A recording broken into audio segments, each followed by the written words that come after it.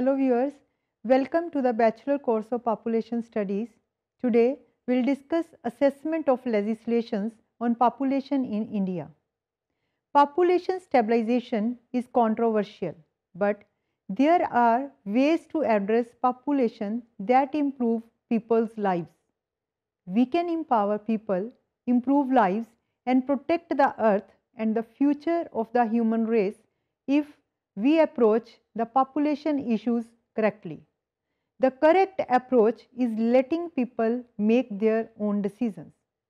Population interventions based on demographic targets have seen coercive methods in the past, including the forced sterilization in India in the 1970s and other human rights abuses that continue to surface. There are human rights enhancing ways to contribute towards population stabilization, such as improving the status of women and girls. We must protect the rights of girls and women to determine if and when they want to have children. These forms of empowerment, enabling choice and expanding information will change the dangerous trajectory of the world's population and improve the lives of people around the world.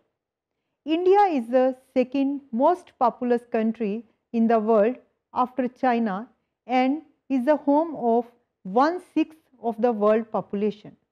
High growth rate of population puts pressure on scarce resources, resulting in reduction in per capita income, thereby retarding the development process. The rapid increase of population has got an adverse effect on the national economy.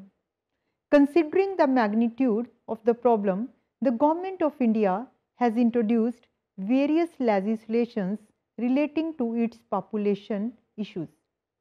Some of these legislations are Prohibition of Child Marriage Act in 2006, replacing the Child Marriage Restraint Act 1929, the Census Act 1948, the Citizenship Act 1955, the Compulsory Registration of Birth and Death Act 1969, the Medical Termination of Pregnancy Act 1971, Pre-Conception and Pre-Natal Diagnostic Techniques Act 1994 and other legislations relating to sterilization, abortion and contraception.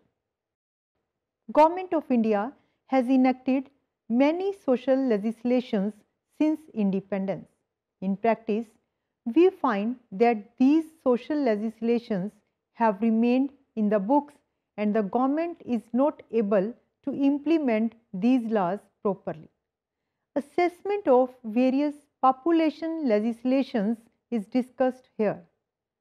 First one is Assessment of Child Marriage Restraint Act 1929. This legislation was enacted by the Government of India to restrict the child marriage. Although this is a victory for the women's movement in India, the act itself was a complete failure. As per 1931 census, the number of wives under 15 had increased from 8.5 million to 12 million, but the number of husbands under the age of 15 had gone from 3 to more than 5 million. The census report, however, shows that the law reached and affected the masses even if the numbers are very slight. However, the act remained a dead letter during the colonial period of British rule in India. Now, the shortcomings of Child Marriage Restraint Act 1929. The act aimed only at restraining solemnization of child marriages in the country and not its prevention or prohibition. The procedures laid down under this law to act against solemnization of child marriages were very cumbersome and time consuming. It did not identify authorities responsible for preventing child marriages. To overcome the shortcomings of Child Marriage Restraint Act the Government of India enacted the Prohibition of Child Marriage Act 2006, which received the assent of the President of India on January 10, 2007. The Act came into effect from 1st November 2007. Instead of plugging the loopholes in the law, Section 3 of the Prohibition of Child Marriage Act 2006 lays down that a child marriage will be rendered void only if the children or their guardians file legal proceedings. Given the social pressure surrounding such marriages, it is unlikely that any such case will be filed. Child marriages will be void only in case of compulsion and trafficking. This is the single biggest flaw in the law. A provision for the punishment of officials when child marriages are openly solemnized in their areas is conspicuously absent in the Act. The Act, on the contrary, calls for the punishment of the parents, forgetting that many child marriages are performed to escape the incapacitating demands of the dowry system. To prosecute parents would be a terrible injustice. A carrot and stick approach ought to be taken. A carrot for the poor who are often forced by poverty to marry their children at a very tender age, and a stick for government officials who disobey the mandate of the law. Poor communities traditionally engaging in child marriages ought to be given incentives to avoid this practice. The officials ought to be severely punished for allowing the practice to flourish. Neither of these two measures are found in the present Act. Next is assessment of Census Act 1948.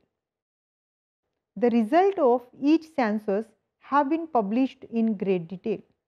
The journal reports which summarize and analyze the results have often been exceptionally scholarly. It was only in 1941 that the census publications could not be as complete as usual because of the limitations imposed by the Second World War. The Indian censuses were remarkable not only for the information they reveal, but for the special obstacles they had to overcome. Imagine a massive, diversified subcontinent with hundreds of millions of people, nearly all of whom are illiterate, some split by political and religious rift, and some pure savages of Stone Age.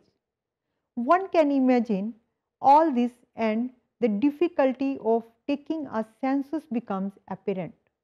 Modern techniques of postal enumeration cannot be used. The time-tested, slow method of each individual being enumerated separately is the only way out available. This involves the recruitment and training of a vast army of enumerators whose number can only be reckoned in thousands. The social and cultural complexities create special problems. The Indian census has not been a mere statistical operation. Demographic data have not been presented in a dry form, but interpreted and analyzed in an interesting manner. The journal reports of the census, whether that of the country as a whole or of the states, have been products of scholarship. A large number of experts have been associated with the census, and their analysis of data has often been the only authentic material on socio-economic condition. Now, the next is assessment of Citizenship Act 1955. Today, persons of Indian origin face problems due to marital disputes with spouses of foreign origin or nationality issues arising out of foreign domiciles. The desirable approach, therefore, would be to create appropriate forums or authorities within the legal system that would address such issues by granting opportunities for hearing and redressal. We, the Indians, are capable and competent of adjudicating our nationality issues to provide redressal for persons of Indian origin. Our post-independence laws provide the solutions to protect fundamental freedom guaranteed under the Constitution. Hence, pre-independence laws in conflict with rights today must be revoked. The next is Assessment of Registration of Birth and Death Act 1969.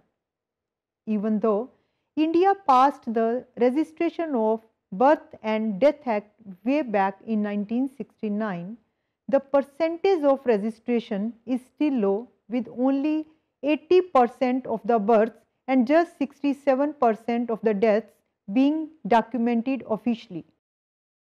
Even these statistics do not spell a correct picture because performance of the states differs. States like Kerala and Tamil Nadu are showing a very high percentage of registration of births and deaths, while most northern states are hardly recording any such events. We have 11 states showing close to 100% registration of births, but only 8 states registering all deaths. Benefits of registrations are: on registration of birth or death, a person gets certificate of birth and death, which is extremely useful as well as a valid legal proof for different purpose at different level. For instance, a certificate of birth helps one in getting admission in school, inclusion of name in ration card, getting citizenship certificate, registration as a voter, getting employment, marriage, settlement, etc. Again, a certificate of death helps the concerned family in distribution of properties among the survivors, getting final payment from banks, insurance claims, family pension, etc. It benefits the nation and society also in planning and budget of the country. It facilitates calculation of birth rate, death rate, population growth rate, etc. It also helps in assessing the health status of the nation or society and in formulation of policies. Now, the key issues and challenges. Low priority accorded to registration and general apathy, lack of interdepartmental coordination, inadequate budget allocation by the states for civil registration work, low level of knowledge among registration functionaries about the processes and procedures of registration and management of data, lack of regular monitoring and supervision of civil registration work in the state. The next is Assessment of Medical Termination of Pregnancy Act 1971. The Medical Termination of Pregnancy Act is the only social legislation that has found wide acceptance without any resentment. Unwanted pregnancy is a social stress in all societies. Before the Medical Termination of Pregnancy Act, unwanted pregnancy was managed by resorting to illegal abortion, infanticide, or deserting the newborn in lonely places. Now, with the MTP Act, the social fears are considerably reduced and the urban and the rural community have taken advantage of the Act. Patterns of sexual and reproductive behavior have changed significantly over the years. Most important change is the increase in the premarital sex in all societies. There is also an increase in the out of wedlock births. The impact of the MTP Act should be judged in the context of changing social values and attitudes. The social implications of MTP in unmarried girls and MTP in married women are different. This social legislation has certainly reduced incidence of suicide in these women because they can seek safe abortion under the law. The health of the women has also shown improvement because of the MTP facilities. The acceptance of the family planning methods after MTP has also increased. It is paradoxical that though the community is taking the advantage of MTP services, they want to maintain secrecy and not let the neighbor know about it. Here, negative aspects of the MTP Act have also to be considered. Though the MTP services are now available in rural areas, we are not sure of its effectiveness and safety. The high risk cases are not recognized and MTP is performed in such cases without adequate backup services. Even after 40 years of its implementation, unsafe abortions continue to outnumber legal ones. The expert committee formed to review the MTP Act has made various recommendations. These are: number 1, increase the limit of abortion from 20 weeks to 24 weeks. Increase the base of legal MTP providers by including medical practitioners with a bachelor's degree in Unani, Ayurveda or homeopathy. Nurses with a 3.5 years degree and registered with the Nursing Council of India could also be included in the base of legal providers. Third, the government must see that MTP is done by trained surgeons only and that too in a hospital setup. Gynecologists must also share some blame for MTP complications.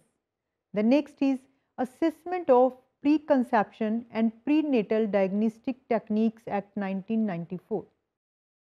The main purpose of enacting the Act is to ban the use of sex selection techniques after conception and prevent the misuse of prenatal diagnostic technique for sex selective abortion. The first legal response from the Government of India came in the form of Pre-Natal Diagnostic Technique Act in 1994, and the same was further amended into the Preconception and Prenatal Diagnostic Technique Act in 2004 as a powerful legal instrument to foster positive change in this modern sociological trend. But as shown by several studies, its implementation has been weak. In more than 15 years of the law being in place, a little over 600 cases have been registered using the law across India. The number of cases that have led to convictions is so low that it makes essential an investigation of the impediments in the functionality of an effective legal instrument. Next is assessment of legislations relating to sterilization, abortion and contraception. India has one of the world's highest rates of female sterilizations, with about 37% of women having the operations compared with 29% in China. As per the government report, about 4.6 million Indian women were sterilized in 2011 and 2012. Only a tiny fraction of men choose to have vasectomies. Male sterilization is viewed as culturally unacceptable in India's conservative society. Some incentives have been more generous, but health advocates worry that paying women is dangerous. The payment is a form of coercion, especially when you are dealing with marginalized communities. One key question is whether quotas are being set at national, state or district level. According to local officials in Chhattisgarh, a target of 2,20,000 sterilizations in a year was given by the central government. At a local level, they simply call them expected levels of achievement. Though large numbers of young people can be an economic advantage, but combination of unfulfilled aspirations, scarce land, overcrowded cities as well as inadequate infrastructure could lead to social tensions and political instability. One further problem is a gender imbalance arising from selective abortion of girls or their murder immediately after birth. In some communities, there are fewer than 8 women for every 10 men, with the ratio skewed even further among younger people. Experts point out that the population control strategy is linked to a series of other problems relating to discrimination against women and marginalized communities. In Indian states where female literacy is higher, the fertility rates are lower. Next is overview of policies. The review of the program and policy documents show keen desire on the part of Government of India to address reproductive health needs of people.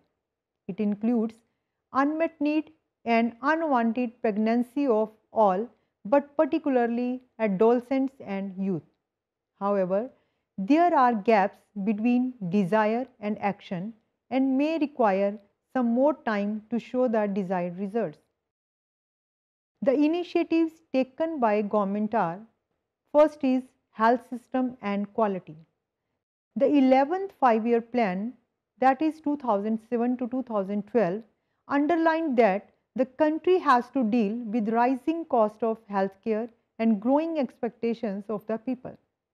The challenge of quality health services in remote rural regions has to be urgently met.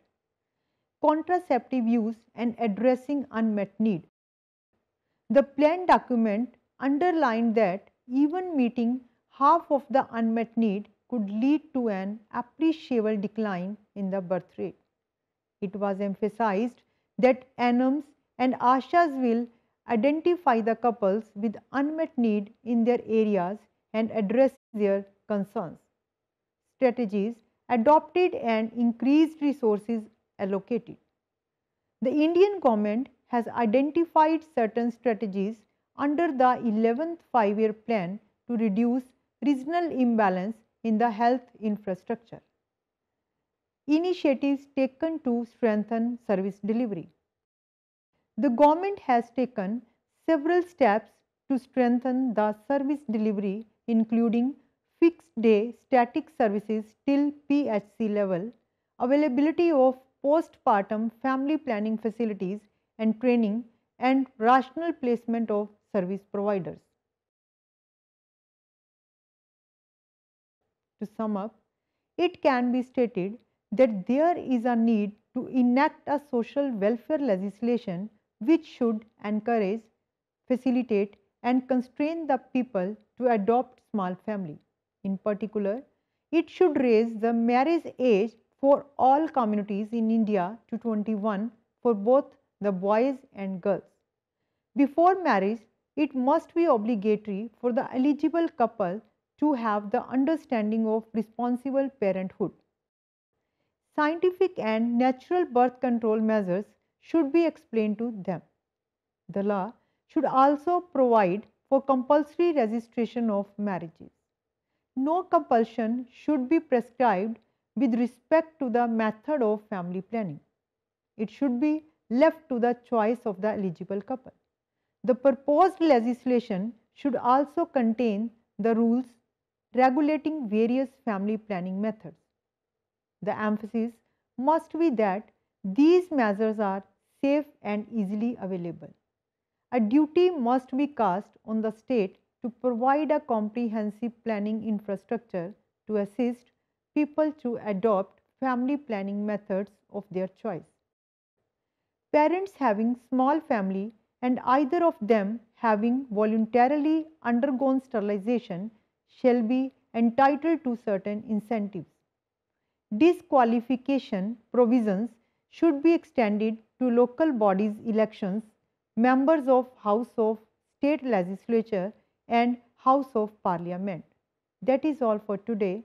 In next lecture, we will continue with some related issue. Thank you.